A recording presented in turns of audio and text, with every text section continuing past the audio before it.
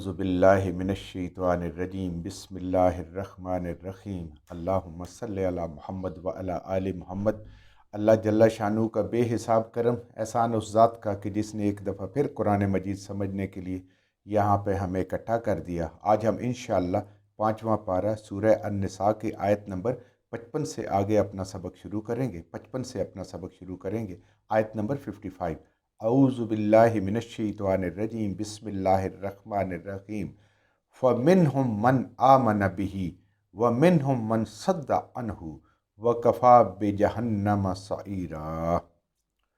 پچھلی آیات میں ہم نے پڑھا تھا کہ خطاب بنی اسرائیل کو ہے، لیکن سمجھانا اس امت کو بھی مقصود ہے کہ اس قرآن کی آیات کے آئینے میں آپ اپنے امت کی حیثیت سے اپنے طرز عمل کو دیکھیں اور اپنے ذاتی طرز عمل کو دیکھیں۔ پچھلی آیات میں اللہ فرما رہے ہیں کہ جن لوگوں کو کتاب دی اس وقت وہ اہل کتاب تھے، الحمدللہ آج ہم اہل کتاب اہل قرآن ہیں، تو انہوں نے قرآن کو چھوڑ کر، کتاب کو چھوڑ کر جو اللہ کی دی ہوئی کتاب تھی، تو وہ ایمان لائے کس پہ؟ جبت پہ، بتوں پہ، بے معنی چیزوں پہ، حقیر چیزوں پہ، والطاغوت، اور جو سرکش لوگ تھے جو اللہ کے نافرمان تھے ان کے پیچھے چلے جیسے شیطان ہے، اور لوگوں کو بھی انہوں نے اسی راستے، یہی راہ دکھائی، ان پہ اللہ نے لعنت فرمائی اور اللہ کی وہ رحمت سے دور ہو گئے۔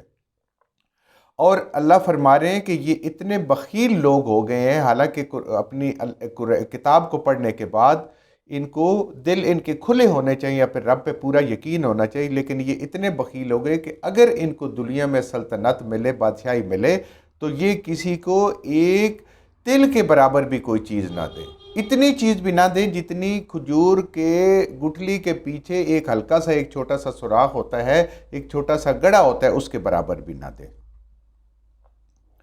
اور اللہ تعالیٰ نے پھر بتایا کہ اللہ تعالیٰ نے حضرت ابراہیم علیہ السلام کی اولاد کو حکمت عطا فرمائی، کتابیں عطا فرمائی، ان کو سلطنتیں عطا فرمائی۔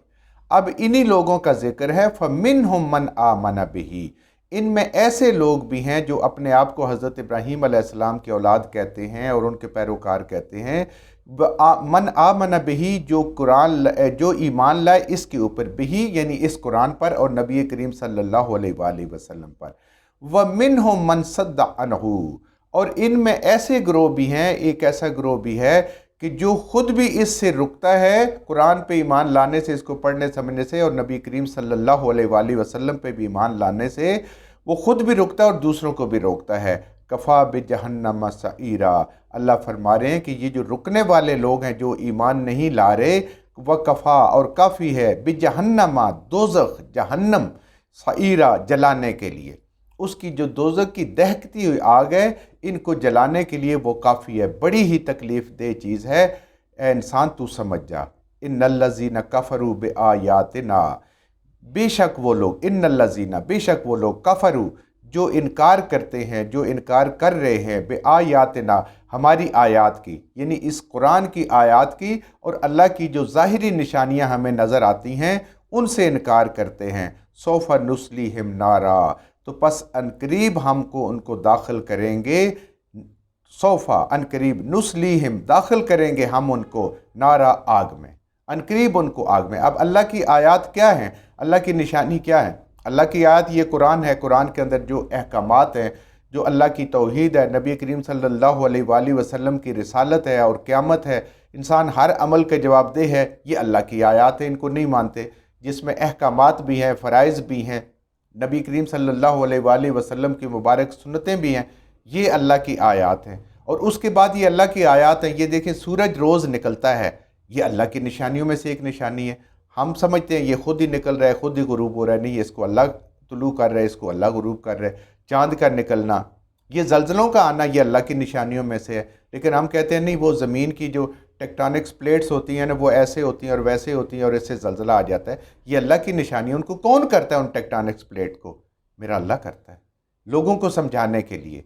نبی کریم صلی اللہ علیہ وآلہ وسلم کا کیا طریقہ ہوتا تھا؟ جب زلزلے آتے تھے آپ مسجد کا رخ کرتے تھے، صحابہ کرام مسجد کا رخ کرتے تھے، حتیٰ کہ جب تیز ہوا چلتی تھی، آندھی چلتی تھی، تو آپ مسجد میں جا کے اللہ کے سامنے نوافل ادا کرتے، اللہ کے سامنے کھڑے ہو جاتے۔ کیوں؟ اس سے پہلے جتنی قوموں پہ عذاب آئے ان میں ہم قرآن میں پڑھتے ہیں کہ وہ پہلے ہوائیں آئیں، بادل آئے اور بڑے خوش ہوئے کہ یہ ہوا آ گئی، یہ بادل آ گئے، یہ اللہ کی رحمت آ گئی، لیکن وہ نبیوں کی پیشین گوئی کے مطابق ان کے اوپر عذاب آیا۔ تو یہ ساری اللہ کی نشانیاں۔ تو جو لوگ ان نشانیوں کو دیکھ کے بھی، سورج گرہن چاند گرہن کی طرف دیکھ کے بھی، اس قرآن کو دیکھ کے بھی اللہ کی طرف رجوع نہیں کرتے، ان کا کفر کرتے ہیں، ناشکری کرتے ہیں، انکار کرتے ہیں، کلما، جب بھی نضجت، گل جائیں گی، جلودہم، ان کے چمڑے، بدلناہم جلودن، تو بدل دیں گے ہم ان کے چمڑے، ان کی سکن کو، غیرہا، دوسری چیز سے۔ یعنی جہنم میں یہ جلیں گے، جلتے ہوئے، جب جلتے جلتے ان کی کھالیں جل جائیں گی تو اللہ تعالیٰ پھر نئے سرے سے اس کھال کو مرمت کریں گے، دوبارہ دیں گے، اور وہ پھر جلنا شروع ہو جائے گی اور وہ تکلیف شروع ہو جائے گی۔ یہ دیکھیں یہاں پہ خاص طور پہ ذکر ہے، آج ہماری جو سائنس ہے اس نے بھی ترقی کر کے بتایا کہ انسان کو جو تکلیف کا عمل ہوتا ہے، جو نروس سسٹم ہے سارے کا سارا، وہ اس جلد کے اندر ہے، اور یہ جلد جلتی ہے تو تکلیف ہوتی ہے۔ آپ نے کبھی کسی جلے ہوئے کو دیکھا ہو تو اگر وہ گہرا جل جاتا ہے، جلد اس کی ساری جل جاتی ہے، تو ظاہراً اس کی تکلیف کم ہوتی ہے اور اس کے بچنے کے چانسز بھی کم ہوتے ہیں۔ اور جن لوگوں کو تکلیف زیادہ ہوتی ہے، ان کی صرف جلد اوپر اوپر سے جلی ہوتی ہے، ان کے بچنے کے چانسز بھی اتنے زیادہ ہوتے ہیں۔ تو اللہ فرما رہے ہیں کہ اس جلد کو، یہ جو سکن ہے، یہ جو چمڑا ہے، یہ جو کھلڑی ہے انسان کے اوپر، یہ جلتی جائے گی، تکلیف میں انسان ہوگا۔ جب انسان ختم ہو جائے گا پھر دوبارہ سکن کے اوپر سکن چڑھا دیں گے ہم اس کے اوپر، اور پھر وہ جلنا شروع ہو جائے گی، اور یہ ہمیشہ ہمیشہ کے لیے ہے۔ لِيَذُوقُوا عذاب، تاکہ وہ عذاب کا مزہ چکھتے رہیں، کیونکہ ایک دفعہ جل گئے، سڑ گئے، ایک دفعہ عذاب ہے، ایسا نہیں ہے، یہ عذاب کا مزہ چکھتے رہیں گے ہمیشہ ہمیشہ کے لیے۔ ان اللہ کان عزیز حکیمہ، بے شک اللہ زبردست ہے، غالب ہے، ہر چیز اس کے قبضہ قدرت میں ہے، حکیمن، اور اسی کا حکم چلتا ہے۔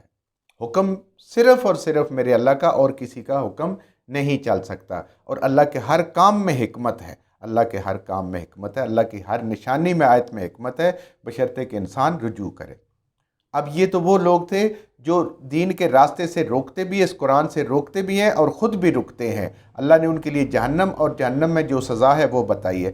اب ان لوگوں کا فَمِنْهُمْ مَنْ آمَنَ، جو ان میں سے ایمان لائیں گے، وَالَّذِينَ آمَنُوا وَعَمِلُوا الصَّالِحَاتِ، وہ لوگ جو ایمان لائیں گے اس قرآن پر، نبی کریم صلی اللہ علیہ وآلہ وسلم پر، اور نیک اعمال کریں گے۔ پورا قرآن آپ دیکھیں، آمنو کے ساتھ عامل الصالحات ضرور ہوتا ہے، ایمان بھی لانا ہے، خالی ایمان سے کام نہیں چلنا، یہ نیک اعمال بھی کرنے ہیں انسان نے۔ سندخلہم جنات تجری من تحتہا الانہار خالدین فیہا ابدا، سندخلہم، ہم داخل کریں گے، ضرور داخل کریں گے ان کو، جنات تجری، باغات میں جن کے نیچے بہہ رہی ہوں گے، من تحتہا الانہار، ان کے دامن میں نہریں بہہ رہی ہوں گی، نہروں کا وہاں پہ پانی کا ایک بہترین نظام ہوگا، اور باغات ہوں گے، خالدین فیہا ابدا، اور وہ اس کے اندر ہمیشہ ہمیشہ کے لیے رہیں گے۔ خالدین فیہا بھی ہمیشہ ہمیشہ کے لیے، ساتھ جد ابدا لگا دیا اللہ نے، ابدا کا مطلب ہے ابد تک، ہمیشہ ہمیشہ کے لیے۔ جیسے جہنم والوں کے لیے ہے، ایسے ہی جنت والوں کے لیے ہمیشہ ہمیشہ کے لیے ہے۔ لہم فیہا ازواج مطہرہ، وہاں ان کے جوڑے ہوں گے خوبصورت، نیک، پاکیزہ۔ وَنُدْخِلُهُمْ، اور داخل کریں گے ہم کو، ذِلًّا ذَلِيلًا، ایسی چھاؤں جو بڑی گہری ہوگی، سایہ دار ہوگی، بڑے بڑے درخت ہوں گے، خوبصورت جنت کے ہوں گے، اور گہرے سائے ہوں گے، اس کے نیچے ہم ان کو داخل کریں گے۔ ان اللہ، بے شک اللہ، یأمرکم، حکم کرتا ہے تم کو، حکم دیتا ہے تم کو، فرض کرتا ہے تمہارے اوپر، ان تؤدوا الامانتی، کہ پہنچاؤ امانتیں، الی اہلہا، ان کے حقداروں کے پاس۔ اللہ فرما رہے ہیں کہ اللہ تمہیں حکم دیتا ہے، تمہارے اوپر فرض کرتا ہے کہ جو امانتیں اللہ کی تمہارے پاس ہیں، جو حقدار ہے، اس کو پہنچاؤ۔ اب ہم تو سمجھتے ہیں کہ کسی نے کوئی چیز رکھی ہے انسان کے پاس، تو وہ جب واپس کرتا ہے وہ امانت ہوتی ہے۔ یا اللہ فرما رہے ہیں جو کچھ اللہ نے تمہیں نعمتیں دی ہیں ان کو حقداروں کے پاس پہنچاؤ۔ اگر آپ کو اللہ نے رزق زیادہ کیا ہوا ہے تو اس میں جو آپ کے حصے دار ہیں، آپ کے والدین، عزیز، اقارب، محتاج، پڑوسی، مسکین، جتنے ہم پیچھے پڑھ آئے ہیں، وہ رزق ان تک پہنچاؤ۔ اللہ نے اگر تمہیں علم دیا ہوا ہے تو اس علم کو ہر جگہ تک پہنچاؤ جہاں تک تم پہنچا سکتے ہو۔ یہ ساری تمہارے پاس امانتیں ہیں۔ اللہ نے کوئی تمہیں صلاحیت دی ہوئی ہے جس سے تم کسی انسان کی خدمت کر سکتے ہو، کوئی دین کی خدمت کر سکتے ہو، اللہ کے راہ میں کوئی قربانی دے سکتے ہو، اس امانت کو رب کے پاس پہنچاؤ، یعنی اس امانت کو لوگوں تک پہنچاؤ تاکہ رب راضی ہو جائے۔ ہر چیز اللہ کی نعمت جو آپ کے پاس کسی انسان کے پاس وافر مقدار میں موجود ہے، جو صلاحیت موجود ہے، یہ سب کی سب اللہ کی امانت ہے۔ انسان صرف اس کا امین ہے، جو اس کا حقدار ہے اس کو انسان روک کے نہ رکھے، اس تک پہنچائے۔ یہ اللہ کہہ رہے ہیں ان اللہ یأمرکم، اللہ حکم دے رہا ہے، اللہ یہ فرض کر رہا ہے، اور اللہ کا جو فرض ہے، جو حکم ہے، یہ قیامت والے دن انسان کو اس کی جواب دینا پڑے گا۔ جو کسی عہدے پہ متمکن ہے، جس کو اللہ نے دیا ہے دنیا میں عزت عہدہ دیا ہے، جو اس عہدے کا حق ہے اس کو ادا کرنا ہے، نہ کہ اپنے گھروں کو بھرنا ہے اور اپنی دولت کو بھرنا ہے اور نسلوں کا بھی کرنا ہے کہ اللہ تو پتہ نہیں ان کو دے گا کہ نہیں دے گا، ہم ہی ان کے لیے بنا کے جائیں۔ وَإِذَا حَكَمْتُمْ بَيْنَ النَّاسِ، اور جب تمہارے درمیان، جب تمہیں فیصلہ کرے، وَإِذَا، اور جب حَكَمْتُمْ، فیصلہ کرو تم، بین الناس، لوگوں کے درمیان، ان تحکموا بالعدل، تو فیصلہ کرو عدل کے ساتھ۔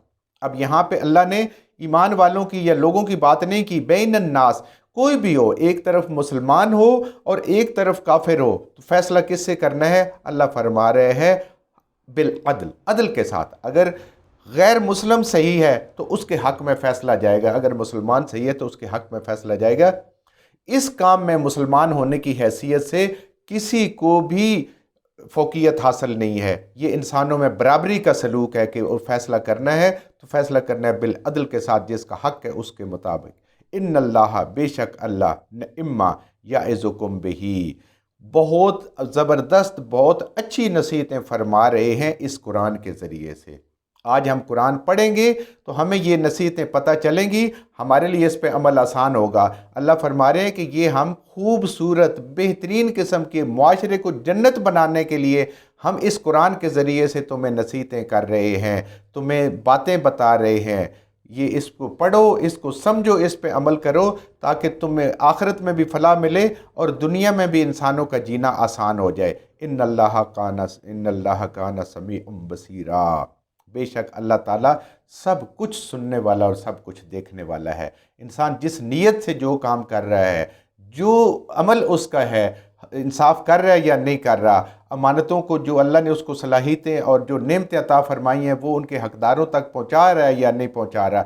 اللہ نے انسان کی جو کمائی ہے، جو وہ کماتا ہے تجارت کر کے، نوکری کر کے، جیسے اس کے اندر بھی لوگوں کا حصہ رکھا ہوا ہے، جو حقدار لوگ ہیں، کیا ان تک پہنچاتا ہے یا نہیں پہنچاتا۔ جو کچھ ہم نے صحیح پڑھا اللہ ہمارے ذہنوں میں، دلوں میں بٹھا دے، جہاں جہاں پڑھتے بولتے ہم سے غلطی ہوگا اللہ میں معاف فرما دے، اور ان غلط باتوں کو ہمارے ذہنوں سے، دلوں سے اللہ کی ذات نکال دے۔